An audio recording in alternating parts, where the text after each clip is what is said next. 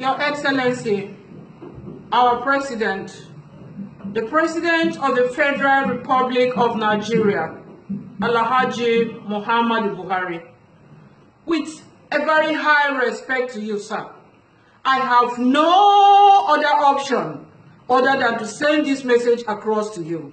The people of Benue State are crying. Our hearts are heavy. We are mourning over the brutality taking place in Benue. The killing of innocent, defenseless, unarmed human beings being slaughtered like animals. This has lingered for a while. Innocent children being killed, the unborn innocent children being brought out of the womb. Your Excellency, you are the Chief Custodian, the Chief Security Officer of Benue State and Nigeria at large.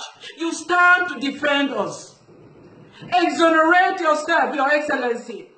You have every technical know-how, every political power, and even the power of the gun as the Chief Security Officer to unveil, to unmask, and see those that are behind these merciless and unjustifiable killings and bring them to book and bring them under the shadow of the law.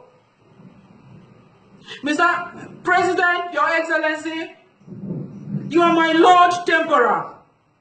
After God, Mr. President, after my God, you are the next. We look up to you. We have nowhere to run to. We look up to you. If I say this is genocide, it will clearly look as if I'm accusing His Excellency. But this looks so much like it. What is genocide again? What is genocide again?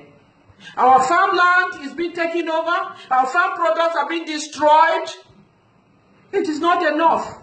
We are being killed as if there is virtually nobody to speak for us.